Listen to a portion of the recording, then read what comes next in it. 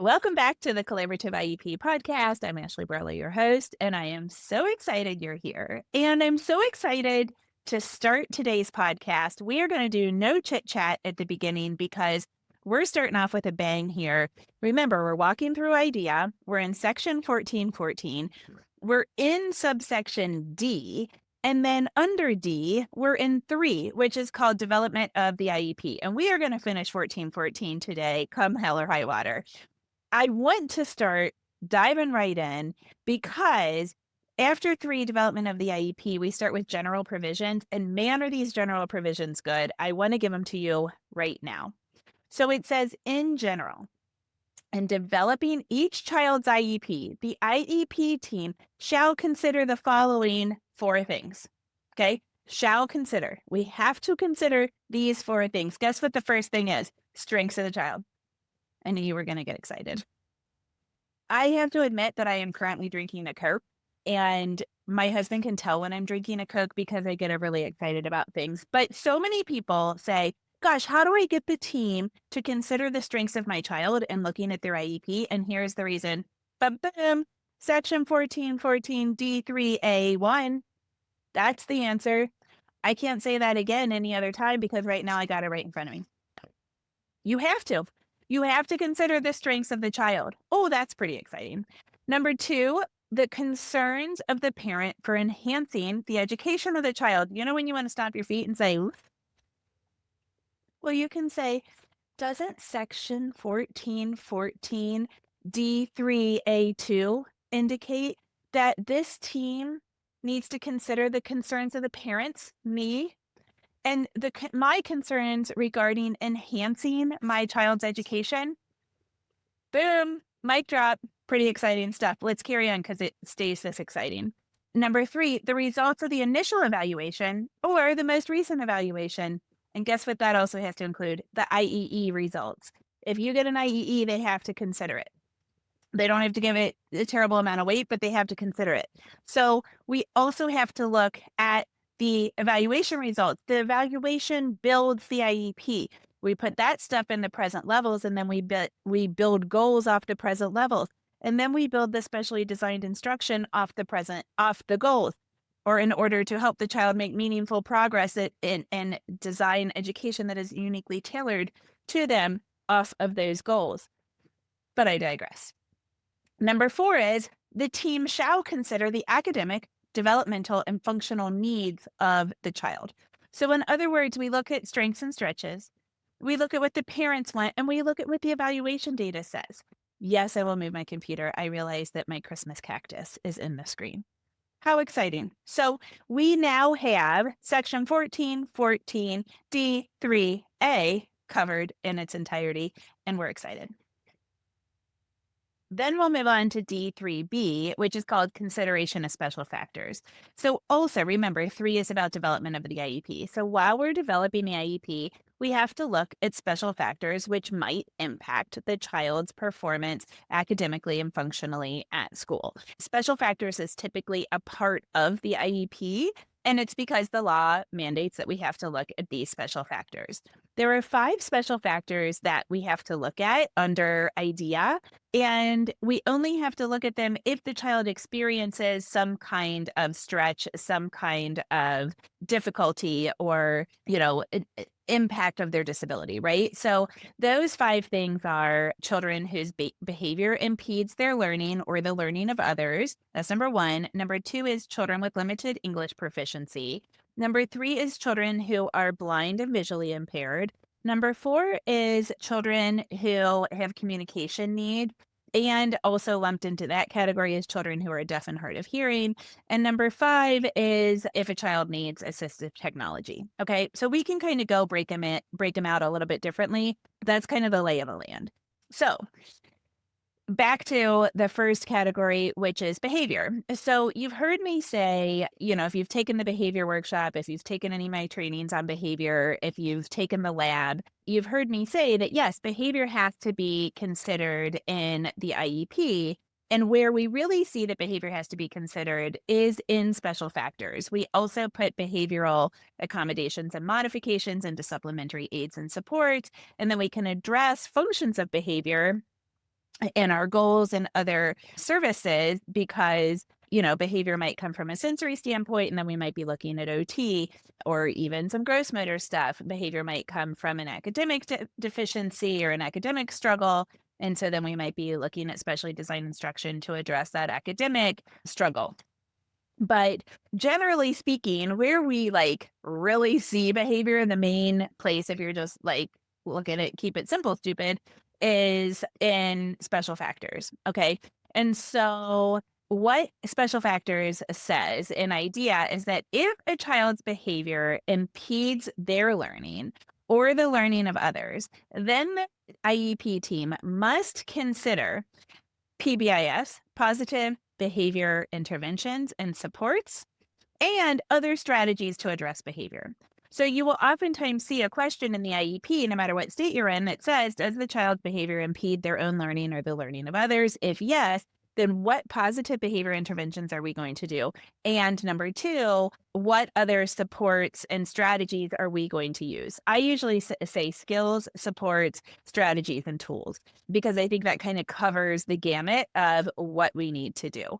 Now, my personal opinion is I don't really care if that list of things goes into special factors or if it goes into the accommodations and modifications place, like something like supplementary aids and supports. So long as it's in there, districts do it differently across one individual state.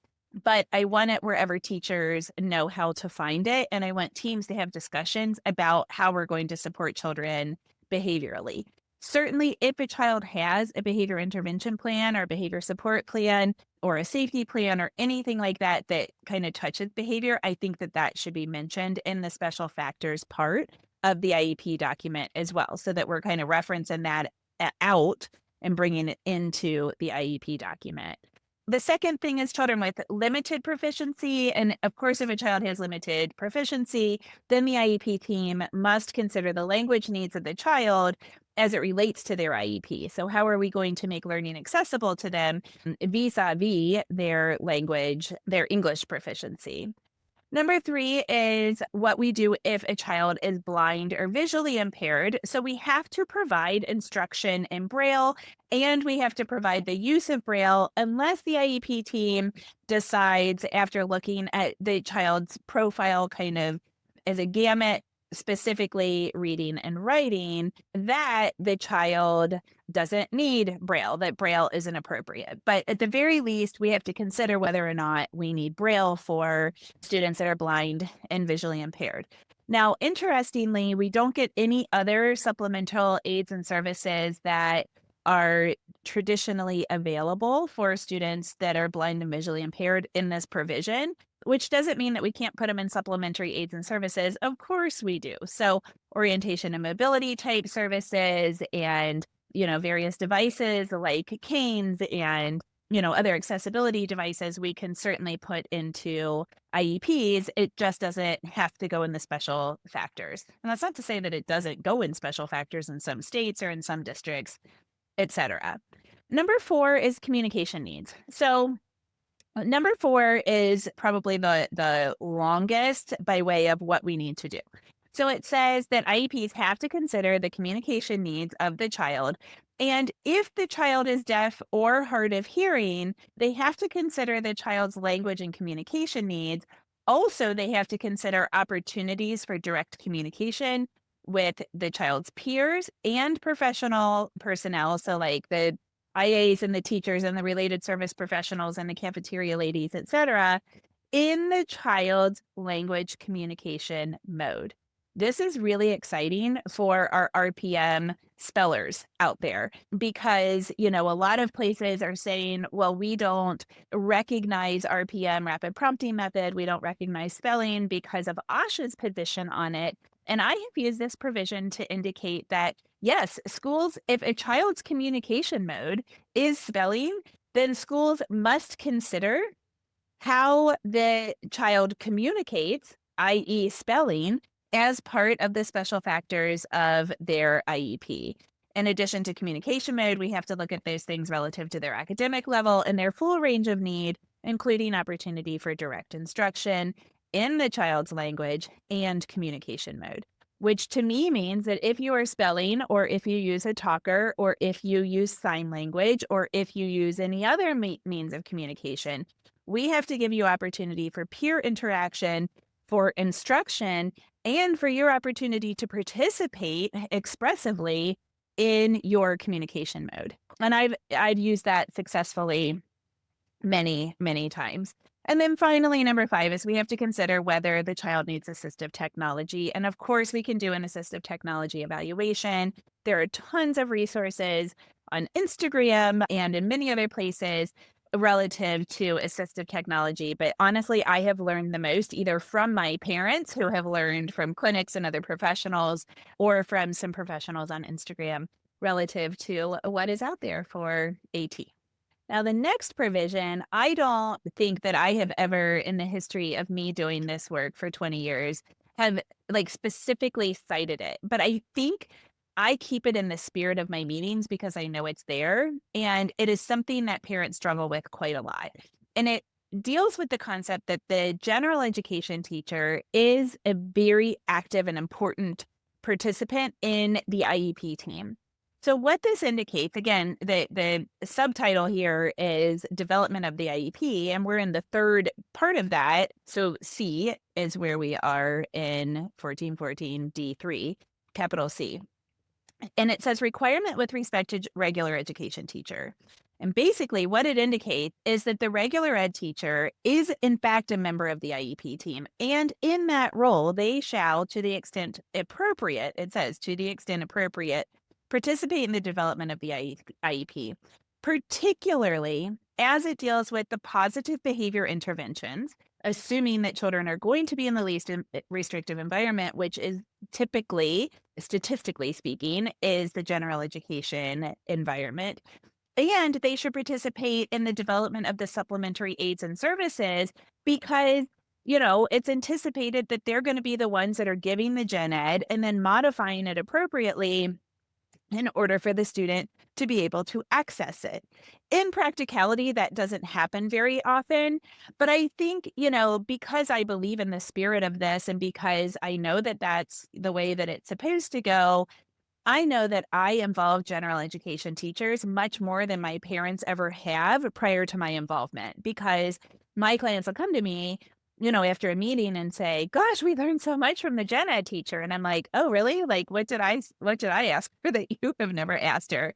And I think it's because I just expect for this to be happening. And sometimes when you have that positive expectation, you can cause people to rise to the occasion, right? Again, don't forget, I'm relentlessly optimistic. So I'll just say, well, Mrs. So-and-so, what do you see? What do you see when you're doing a math lesson?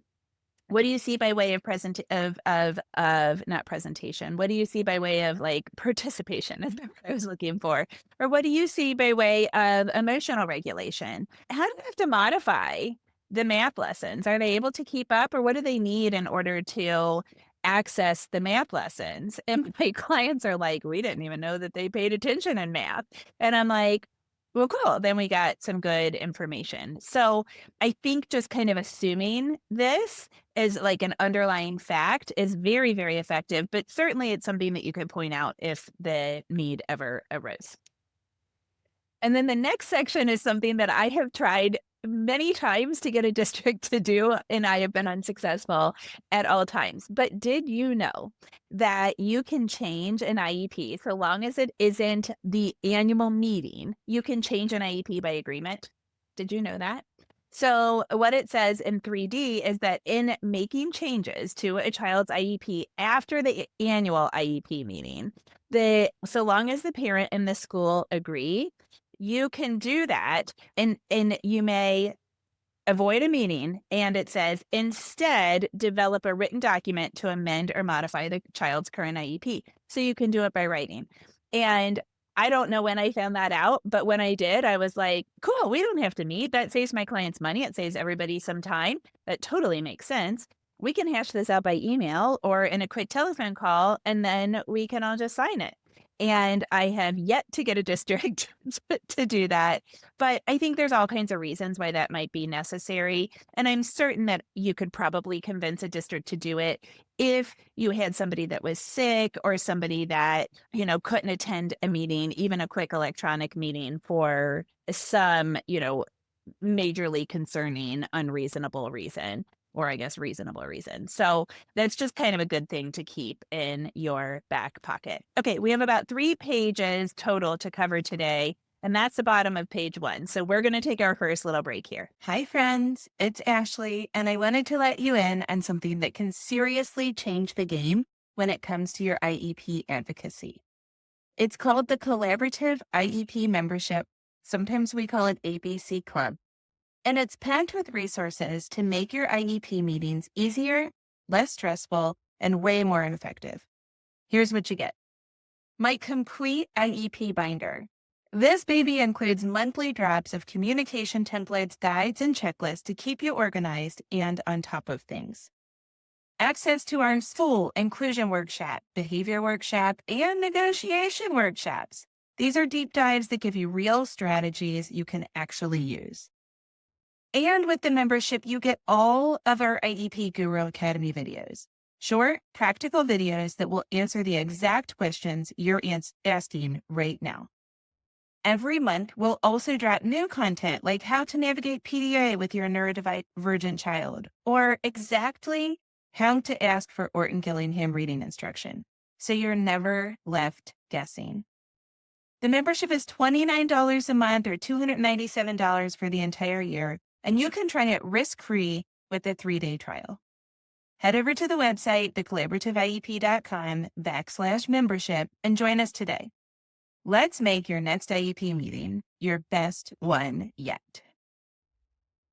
So now we've landed at F, and F is entitled Amendments. And basically what it says is that if you want to make amendments to the IEP, you can just make amendments rather than redrafting the entire IEP. And it just goes back and references that prior paragraph that says you can also do it by agreement. This is a little bit of a nuance, but I've seen it a lot in Kentucky where I practice law, and I had seen it I've seen it recently in Kentucky, and I had seen it in other states prior to that, and I was kind of curious about what the difference was. So sometimes I'll get an IEP, and the first page on Kentucky's form will have like amended on such and such date, amended on such and such date, amended on such and such date. And if you see that, you'll also see that the start date of the IEP doesn't line up exactly with the year of the end date of the IEP, and that's because the team has gone in and amended it during that 1-year cycle. Sometimes they choose to completely rewrite it and the dates still don't match. I think it's really kind of up to the district. I can't for the life of me think of a circumstance where it would matter if you say, oh, we're just amending it or we're completely rewriting it. I don't know that that would necessarily matter. I'm sure there are reasons why that would matter and why you would advocate for one or the other, but I can't think of one at the moment. Just kind of a neat little nuance in the law. So now we're going to go back out to number 4. So remember that we are in section 1414 and we are in subsection D. So subsection D is entitled Individualized Education Plans. So we're in D, which is about the IEP. And now we're going to D4, which is called Review and Revision of the IEP. Remember, we've developed the IEP. We've considered the special factors, and now we're going to go into how to review it and how to revise it. So then we go out to number 4, which is entitled Review and Revision of the IEP. And A is in general and B is requirement with respect to the general education teacher. So in A, it says, as you know, that the school team must ensure that every year the IEP team is evaluated. And it says periodically, but not less frequently than annually, which allows you to meet as often as the team wants to meet. And then it says we have to determine when we meet, we have to determine 5 different things. So we have to determine, we don't have to determine five different things. We have to determine whether the annual goals for the child are being achieved. And that's why you'll see that check mark. Now, My position on have you met the goals is I don't really give a hill of beans of concern whether a child has met a goal. Because if you've taken the lab, you know that I think a well written goal has five different criteria. And the last three are and reliability, consistency, and duration. Like, what do I wanna say? Accuracy. Okay, so that's when we say, like, with 80% accuracy in 3 out of 5 trials as measured weekly, right? Like, I want all 3 of those things in every single goal. There you have it. Now you don't have to take the lab because I've given you my formula. Just kidding. And so what I want to know, basically, when I add those 3 things, like, I want it to be good and solid and a firmed up skill before I say, check, yes, we have met that goal. Because, kids, particularly kids with intellectual disabilities and kids with neurodevelopmental disabilities, we will see a wide range of factors that are impacting their ability to access any kind of education, whether it's specially designed instruction or it's their general education. So, we might be looking at regulation, we might be looking at illness, we might be looking at absence, we might be looking at, a change in the light bulbs in the classroom. Like there's so many different factors that impact their ability to perform on their progress monitoring, right? Day of the week, certainly. If you take progress for Jack on a Monday or Friday, it's going to be significantly worse than if you take progress data from him on a Tuesday or a Wednesday because he gets tired during the week, but it takes him a second to get into the week. I mean, like he's fickle. What can I say? And so I don't really care if we can say, yes, we have met that skill. But I also think that the team can get together and say, even though we haven't met a skill, we haven't met a skill because of, we don't have a ton of consistency with it yet, but we've met it. Maybe we don't have consistency because the kid's been working on rote counting for 18 years and they're exhausted. They don't want to do rote counting anymore. They can do it. They just aren't showing us that they're doing it. Maybe we don't have the reliability because a kid was out sick and we had, 2 out of 4 and everybody thought we probably could have gotten 3 out of 5, but then we got the flu and we were out for 3 weeks because it takes a second to recover. We have humans. So there's all kinds of things can get in the way of saying, yes, we've met the goal, but we can still advance a kid. Remember, we have this new standard, newish standard under the Indra F case, which indicates that goals have to be appropriately ambitious and that they have to allow a child to advance from grade to grade. And with this, when you kind of tie that to the requirement that we have to have access to general education and the standards for those grades, well, gosh, we've got to keep the ball rolling to the extent that we can and to the extent that it's appropriate for the child. So we meet annually to see if the goals have been met, and I kind of put like a grain of salt in there because then our brains and our souls kick in and we have to have a discussion about, do we need to celebrate or can we continue to like move on? Now, I do tell teachers a lot like this when that check mark is there and they have met goals. I'm like, man, you guys are really doing a great job. Also, another thing about meeting goals is I cannot stand it if a child has met a goal like 2 months into an IEP cycle and the team didn't meet again to up the ante, so to speak. I'm like, so they met their goal in September and now it's May and we're just now getting back together. Like, what a missed opportunity. The data isn't driving the instruction, right? And I don't say it like that right at the beginning because half the time the school has upped the ante, but they just haven't amended the goal. And I'm like, well, it's still a missed opportunity, but I'll be a little more gentle. So we have to review. And then we have to revise the IEP, and that's where we get these 5 things. So we're revising the IEP to address, number 1, any lack of expected progress, because remember, we're writing these goals that we think we should meet reasonably within a year. So we need to revise goals and look at why we didn't make progress. Number 2, we have to look at any reevaluation results. Number 3, we have to look at information provided by the parents. Stomp your feet again. Hey, you've got to listen to me. Number 4, we have to look at the child's anticipated needs and if they've changed over the last year. And then number 5, other matters. the catch-all because it's humanity and we have to look at other matters, right? And that is quite a nice protection. And then again, B is the requirement with respect to the regular education teacher, which just references back to the last comment about involving them and getting their help, particularly on the access to general education. Then we move on to number 5, and number 5 is a pilot program for multiple year IEPs. Basically, they are saying that some states are following this pilot program where they're looking to see whether you could develop an IEP that would last for 3 years, and then they'll report that data back to the United States Department of Education. I've never been curious enough to look into that, so I'm going to leave it right there, and we're going to take our second break. We only have a couple more provisions here. Hi, friends, it's Ashley. And I know IEP advocacy can feel overwhelming, especially when you're trying to figure out what to say, what to ask for, and how to get the team on board. That's why I created the IEP Guru Academy, a collection of short, practical videos designed to help you navigate real challenges at the IEP table with confidence and on your timeline. There are 3 powerful series, each one laser focused on what parents and advocates need most.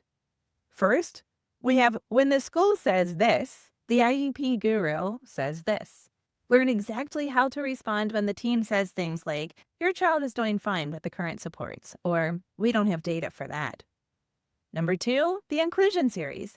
Get real strategies for advocating for inclusion, even when behavior, disability category, or school pushback are making it hard. And number 3, negotiation, collaboration, and teamwork. Build your leadership skills and learn how to foster real teamwork.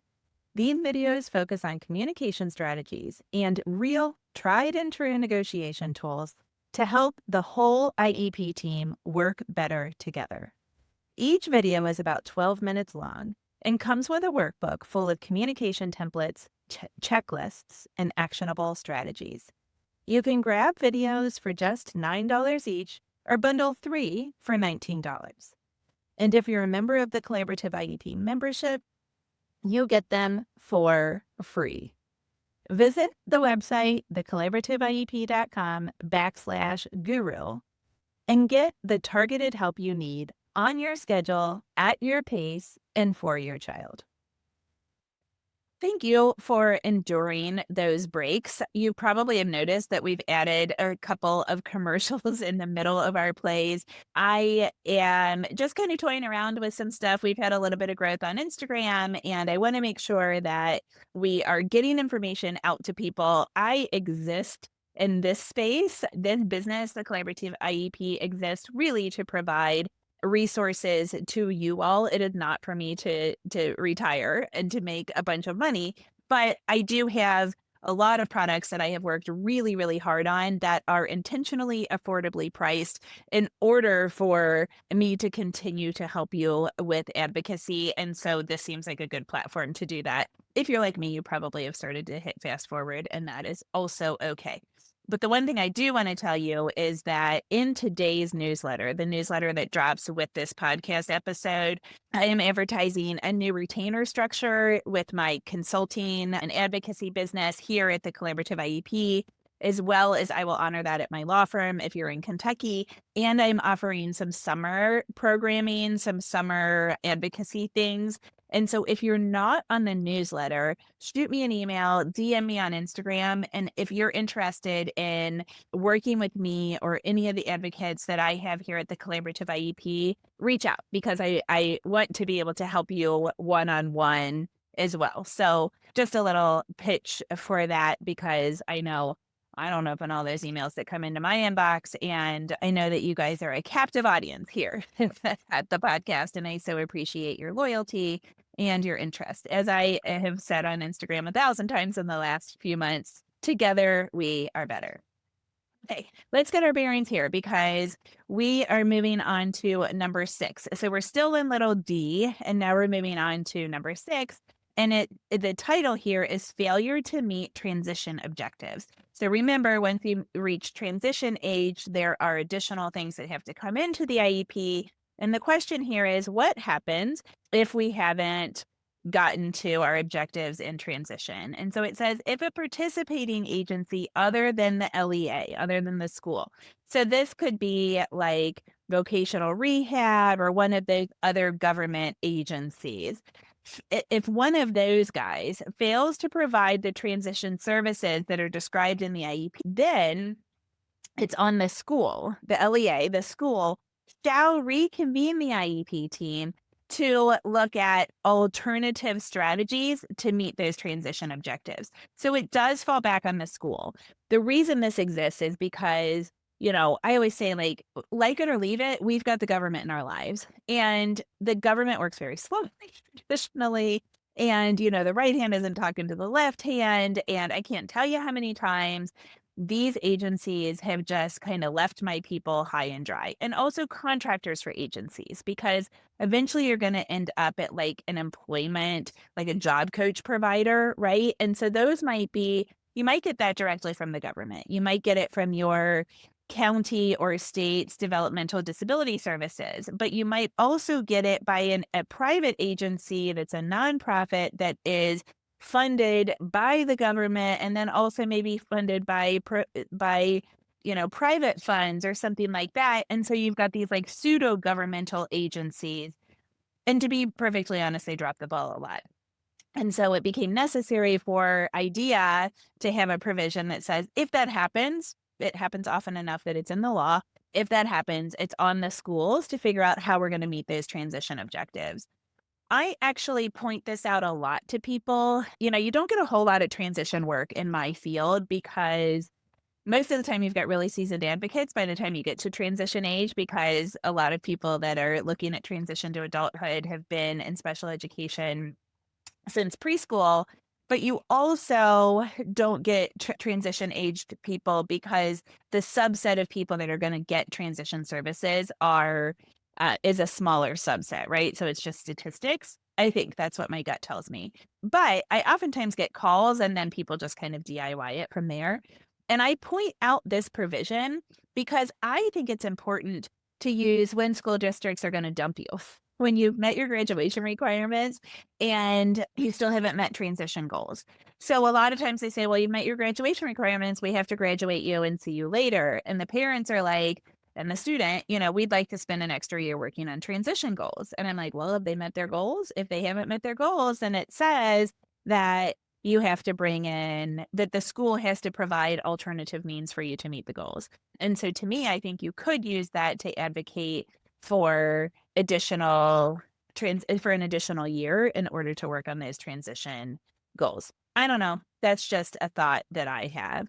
Honestly, most people don't want to stay an extra year at their school if the school doesn't have something set up already, because they think it would be too hard to invent the wheel themselves. And I definitely give credit to that as well. 7 is our last provision. It talks about children with disabilities in adult prisons. And then we go on to E and F. So we're in 1414E and 1414F. We're backing all the way back out of all of the numbers and subsections that we were in.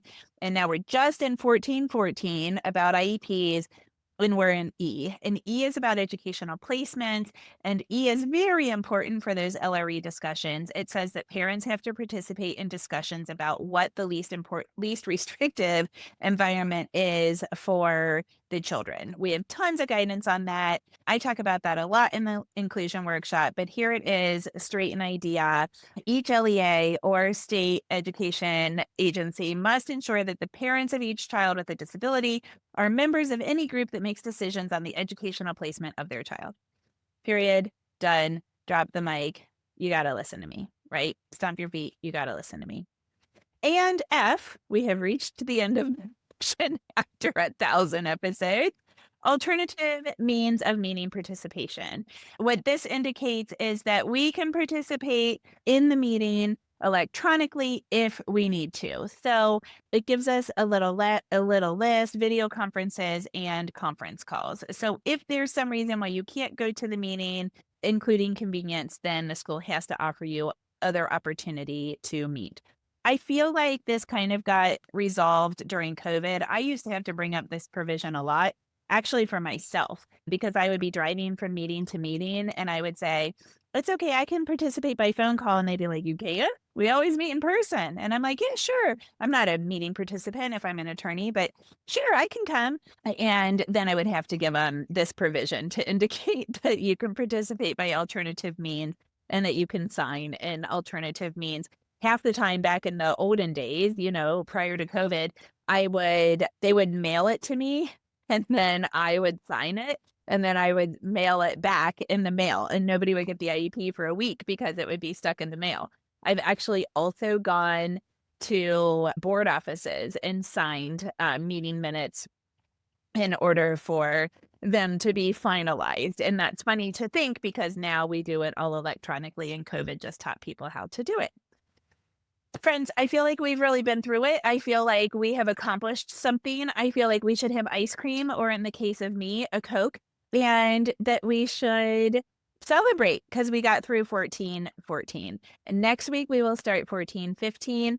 I do appreciate your feedback. It sounds like you all are continuing to enjoy this. It is laborious. I hope that my adding some context and some stories and some thoughts helps to make this more interesting and more accessible. It sounds like from the feedback it is, but certainly I very much welcome the positive and negative feedback. I'm here for you, and we'll just keep plugging away. Have a great week. I'll see you next week, same time, same place.